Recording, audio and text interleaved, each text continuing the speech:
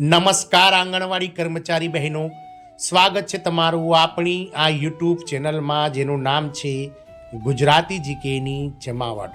તો ગત 20 ઓગસ્ટ 2025ના રોજ જ્યારથી ગુજરાત હાઈકોર્ટ ડિવિઝન બેન્ચ દ્વારા ગુજરાત રાજ્યના આંગણવાડી કર્મચારીઓની તરફેણમાં ઐતિહાસિક ચુકાદો આપવામાં આવ્યો છે, જેમાં આંગણવાડી કાર્યકર બહેનો અને તેડાગર બહેનોને હાલમાં જે વેતન મળી રહ્યું છે તેમાં રૂપિયા 14,800 વધારો કરી અને આંગણવાડી કાર્યકરોને 24,800 રૂપિયા પ્રતિ માસ અને તેડાગર બહેનોને 20,300 રૂપિયા પ્રતિ માસ નવું માનદ વેતન આગામી 6 મહિનામાં એટલે કે ફેબ્રુઆરી 2026 સુધીમાં કરી આપવાનો જે ઐતિહાસિક ચુકાદો આપ્યો છે, ત્યારથી લઈ અને તમામ જે દેશભરના આંગણવાડી કર્મચારી બહેનો છે તેઓ લડાયક મૂડમાં આવી ગયા છે. અને ગુજરાત હાઈકોર્ટનો આ જે ચુકાદો છે તેમણે જ્યારે કે સમગ્ર દેશના 28 લાખ કરતાં વધારે આંગણવાડી કર્મચારીઓમાં નવો પ્રાણ ફૂંક્યો હોય તેવું લાગી રહ્યું છે. ત્યારે આ રાજ્ય સરકારના જે કર્મચારીઓ છે તેમણે પણ ગત રોજ જે છે તે દિવાળી પહેલાં હલ્લા બોલ કર્યું હતું, જેથી ડઘાઈ અને તાત્કાલિક આ રાજ્યના મુખ્યમંત્રી દ્વારા કર્મચારીઓના પગાર વધારાની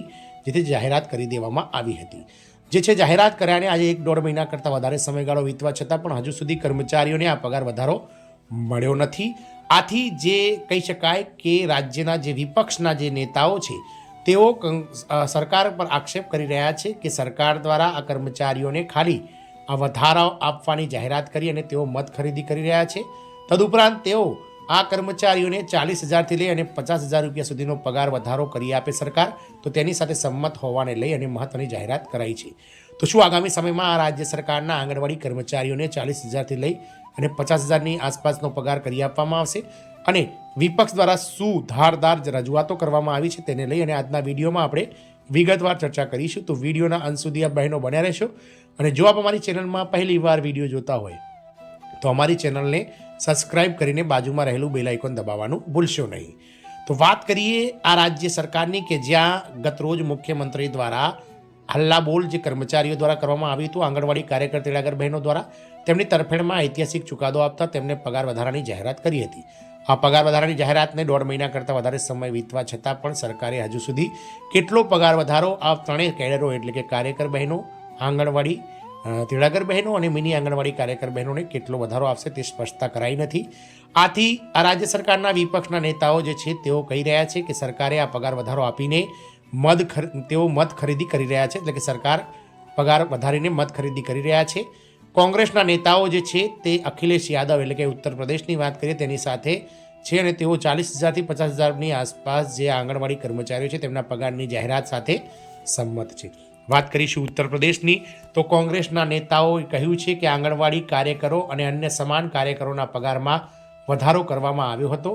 જો આ મત ખરીદી નથી તો શું છે? તેમણે ઉત્તર પ્રદેશના સમતા પાર્ટીના સમાજવાદી પાર્ટીના નેતા અખિલેશ યાદવને ટેકો આપ્યો છે.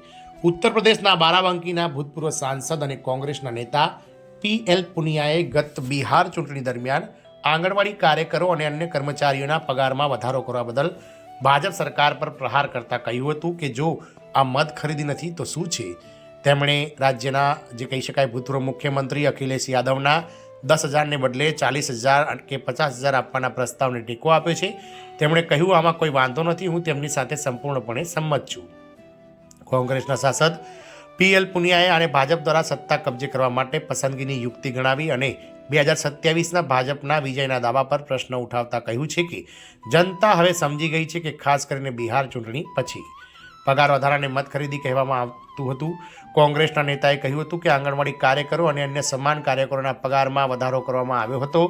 જો આ મત ખરીદી નથી તો શું છે? અખિલેશ યાદવને ટેકો આપતા તેમણે કહ્યું છે કે ચૂંટણીઓ આ આધારે લડાઈ રહી છે અને તેઓ મહિલાઓને 10,000 રૂપિયા આપી રહ્યા છે, તેથી અમે 40,000 50,000 રૂપિયા આપીશું. બધું પારદર્શક છે અને તેમણે કંઈ પણ વાંધાજનક કહ્યું નથી. હું તેમની સાથે સંપૂર્ણપણે સંમત છું. તેમણે કહ્યું હતું કે ભાજપની આ રણનીતિ ચૂંટણી લાભ માટે છે અને વિપક્ષ તેનો વધુ જોરદાર રીતે જવાબ આપશે. ભાજપની 2027ની બોલી પર પ્રશ્નો. 2027માં સત્તા મેળવવા ભાજપના દાવા અંગે પુનિયાએ પ્રશ્ન ઉઠાવ્યો છે કે તેઓ કયા આધારે 2027માં સત્તામાં રહેવાનો દાવો કરે છે. તેમનો ઇરાદો કોઈપણ યુક્તિનો ઉપયોગ કરીને 2047 સુધી સત્તા પર રહેવામાં છે.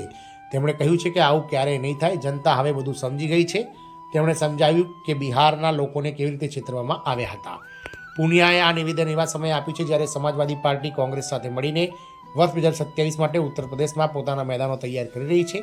બંને પક્ષના નેતાઓ અખિલ ભારતીય ગઠબંધન એટલે કે મહાગઠબંધનમાં સંકલન જણાવવા માટે સતત એકબીજાને ટેકો આપી રહ્યા છે. આમ ઉત્તર પ્રદેશમાં કોંગ્રેસ દ્વારા જે છે તે 40,000થી લઈને 50,000 રૂપિયા પગાર આગામી વર્ષ 2027માં જે ઉત્તર પ્રદેશમાં ચૂંટણી યોજાવાની છે વિધાનસભાની, તે દરમિયાન ચૂંટણી ઢંઢેરામાં આ આંગણવાડી કાર્યકર અને તેડાગર બહેનો કે જેઓ ઉત્તર પ્રદેશમાં 4.16 લાખ કરતાં વધારે સંખ્યાબળ ધરાવે છે તેમના પરિવારોને અને આ આંગણવાડી કાર્યકર તેડાગર બહેનો, મિની આંગણવાડી કાર્યકર બહેનોને પોતાની તરફ આકર્ષવા માટે ક્યાંક ને ક્યાંક આ મહાગઠબંધન એટલે કે સમાજવાદી પાર્ટી અને કોંગ્રેસ દ્વારા જે છે તે પોતાના ચૂંટણી ઢંઢેરામાં આંગણવાડી કાર્યકર તેડાગર બહેનોના માનદ વેતનને 40,000થી લઈને 50,000 રૂપિયા કરવાનો જે છે તે વાયદો અને કહી શકાય કે ચૂંટણીમાં જે જાહેર ઢંઢેરો પૂછવામાં આવે છે તે ચૂંટણી ઢંઢેરામાં જાહેરાત કરી શકશે. જોવાનું એ રહેશે કે શું આગામી સમયમાં સરકાર સત્તાઓ બદલાશે અને સત્તાઓ બદલાતા કર્મચારીઓની જે હાલત છે, પગાર વધારાની જે સ્થિતિ છે છેલ્લા 2 દાયકાથી, તેમાં કોઈ સુધારો થશે કે નહીં એ તો વર્ષ 2027ની ચૂંટણી બતાવશે. પરંતુ હાલમાં જે રીતે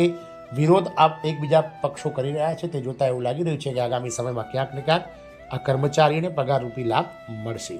જય હિન્દ, અસ્તુ.